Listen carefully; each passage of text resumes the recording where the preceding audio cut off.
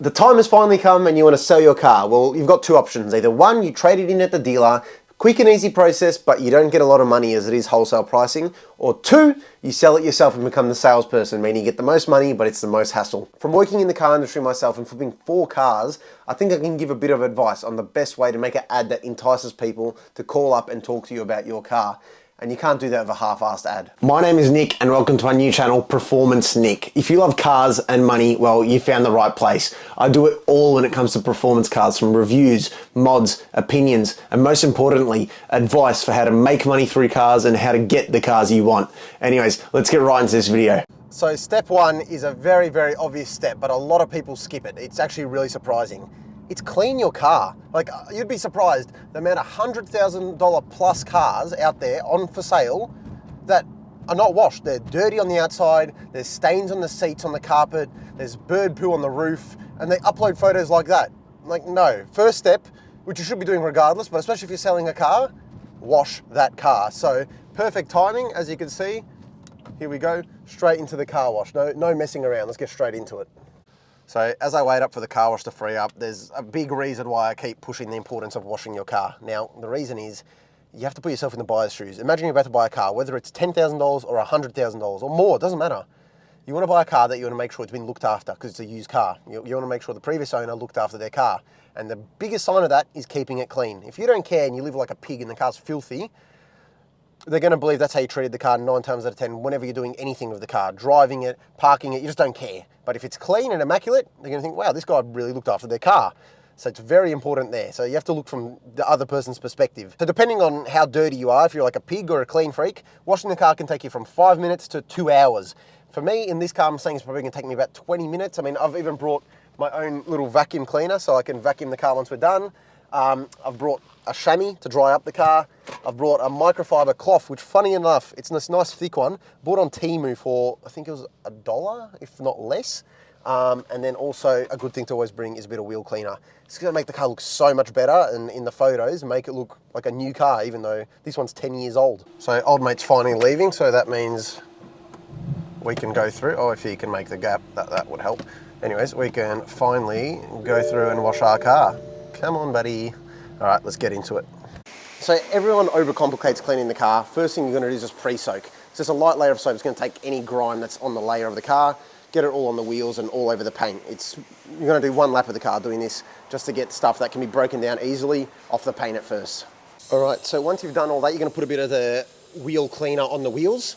So you've got the pre-soak on there. You're gonna get some of the wheel cleaner on there. It's just gonna get all that grime off that the brake dust builds up. Now, if you have a sports car, AMG or M car, a lot of that grime does build up over time. So it's very good to cover it all up as you can, or as much of this as possible, really. And you're gonna let that sit till after we wash the coating of the car, then we'll get back to them. Next step is the high pressure soap. We're gonna put high pressure soap all over the car. So that's really gonna break down all that stuff that's sitting on the surface because of the pressure and the soap at the same time. So just gonna go all over the car. Easiest is to go from the roof down, so then the soap obviously trickles down the paint of the car. Now, I forgot to mention, but you're gonna try to avoid as much as you can getting the wheels with this, because that wheel cleaner is gonna clean it by itself over the next 2 to 5 minutes. It's just gonna break it down over time. That's how it works. So otherwise, just gonna get all over the car that high pressure soap. So before you freak out, this is not going on the paint. This is going on the wheels. You actually use it to wash the wheels, and it actually does a really, really good job at it. So something that you could take in mind next time you wash your car, because otherwise you have to get all on your knees or a brush yourself, whereas this way, you just scrub it like that, get all on the surface of it, and it's gonna clean the wheels and spread that wheel cleaner around also. Now, while doing this also, you can get the tires, which will give them a bit of a shine as well. Obviously, ideally, like dealers use, they have tire shine, but we don't have that on hand, so it doesn't really matter. Now, you're just gonna rinse the car, take all that soap off of it, and look in the paint to see if there's any bugs or anything that you can see in there. You can see if there's some stuff here. You're just gonna spray it away as much as you can. Just get all of it off. Best way to do it again is from the roof down. So you're gonna do the roof first, make sure you get all the cracks and crevices out, and you're just gonna push the water down so it takes the rest of it with it.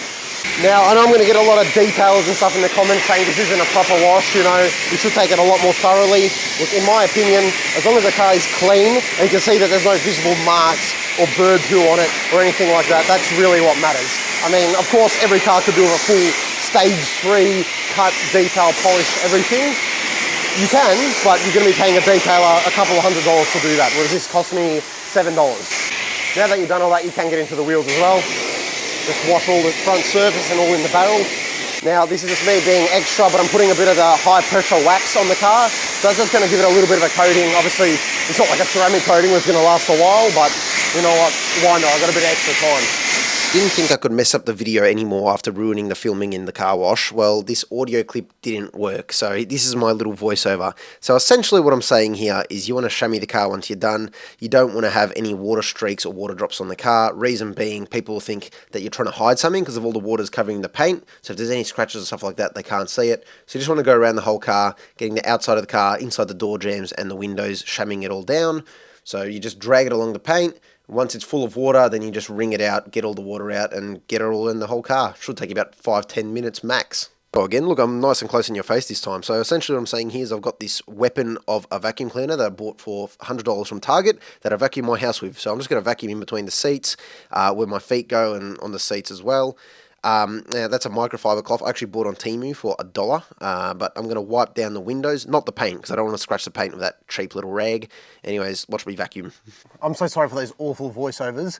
I dropped the camera when I was leaving the car wash and it knocked out the thing that goes into the camera for the audio. So anyways, step 2, car's washed, clean, important part. Let's take some photos.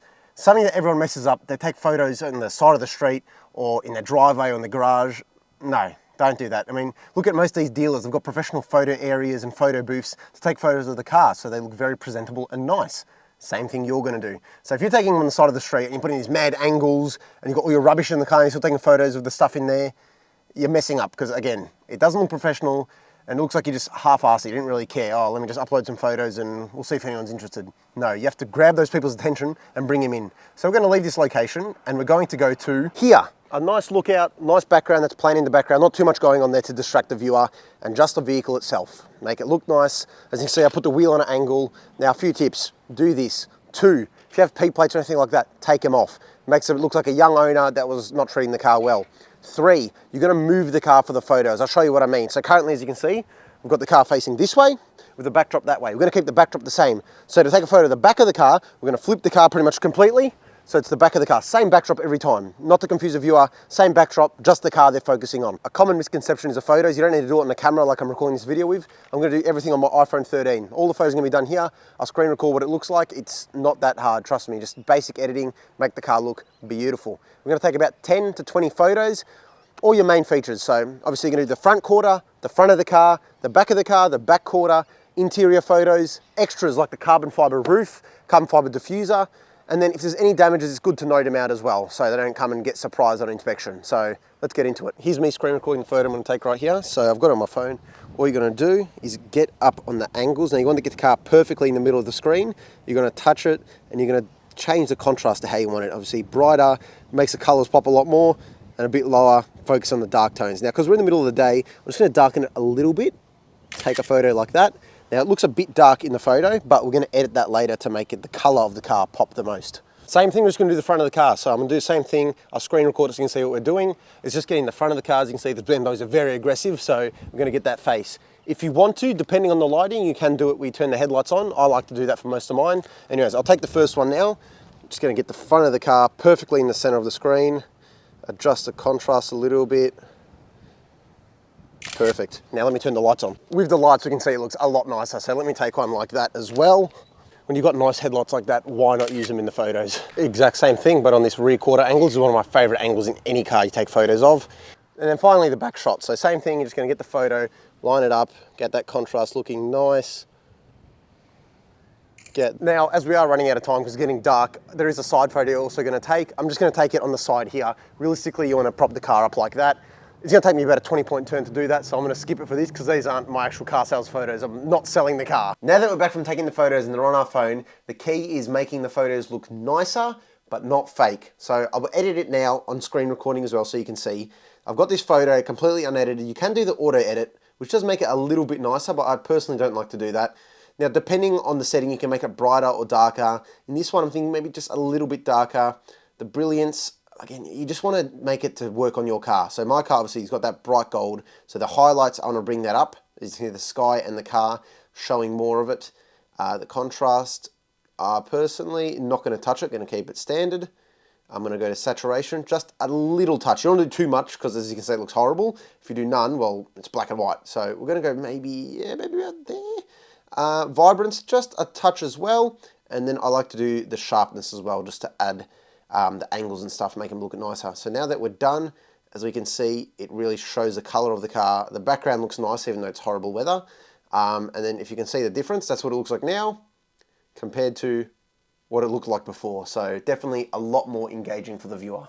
Now we're here for part 3, the description. So we've done the photos, we've made the car look good, now we need to describe it. Now I'm going to list the car on Car Sales, Auto Trader, and Facebook Marketplace with the description. You don't want to be the basic blurb that the websites give you. No, boring. You can have that at the bottom at the end if you want.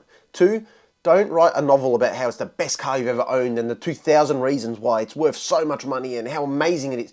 Trust me, no one cares. Maybe one person that looks on it is going to half care, and they're not going to be the person who buys it because they're too picky like you are yourself.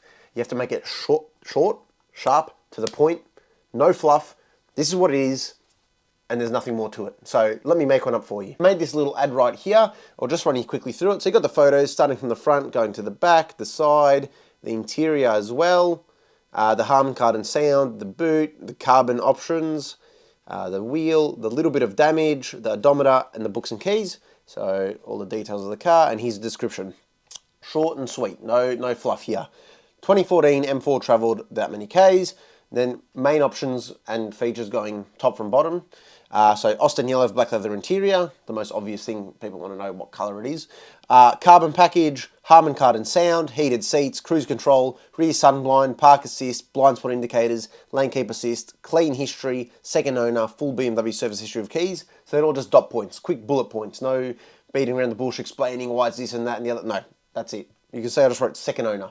I didn't write, I'm the second owner because I purchased it 3 months ago, and the previous owner, he did, and he had it for this, and like, no. Just straight to the point. If they want to know, they'll message you and ask. And then in the last line, selling due to upgrading to a new car. Please feel free to message me any questions located in where you live. Again, that line there, located in, people know where you are. And then the second last line, if you have any messages, message me. I'm being friendly and being nice. If you come off harsh in the description, no low ballers, no time wasters, I'm not doing this, I'm not doing that, no, don't even think about it. No, you're just scaring people away. So why would they want to inquire in your car if you're coming off aggressive? I get it. There's a lot of time wasters out there. You've got to put up with them. You just want to siphon out the ones that are clear time wasters. Don't waste your time with them. But some people, they might seem like time wasters, but they're really just pedantic about making sure the car's perfect. So take your time when people are messaging you about the car. But that's how I do it, and I recommend you do the same. Final step, and arguably the most important, is the pricing. Now, I promise you, people don't care if your car's a 1 of 2,000 in this color with this interior and this package. People really don't care. Unless you've got something that's really, really unique. For example, the Wildberry BMWs, they're very unique and hard to get. Then fair enough, you can ask a bit more. But everything else, trust me, I mean, might be like a grand more in the grand scheme of it, but not 20, 30 grand more, okay? So you have to price with logic, not emotion. Your head, not your heart, because that's how you're going to sell the car. You have to look at the market. For example, my car. I can see in the market, people have listed anywhere from 50 to 70 for 2014s. The ones in the 50 are higher kilometers, 150,000 Ks plus. The ones at the 70 are low kilometers, under 30, 40,000 Ks. Now, mine being 76,000 Ks with a full service history and all that stuff, realistically, I'd sell this car, or I'd start off asking around 57, and then I could pull back if I needed to. Remember, you can always go down in price, but not go back up. So 57, if I'm not getting any inquiries, it's been a week or so and no one's inquired on it, I'll go down 56 and go down, down, down. That's the way you have to do it. If you want to sell the car, you have to be competitive. If you're not going to be competitive and you're going to think, you know, I'm going to list my car for 65 grand because it's been great to me, you're going to be sitting there for months and you're not going to sell that car. So you have to be aggressive, but obviously you don't want to give away the car, but you still have to be aggressive so people look at it and think, this guy's, you know, pretty reasonable. Let me message him and see if we can do a deal together. So there it is. That's how you sell a car. That's how you make the perfect ad. In my opinion, it's never let me down. It always works. So I'd recommend that if you want to sell your car. Now, YouTube recommends you should watch this video. It's some more car tips and tricks that won't hurt to know. So check it out.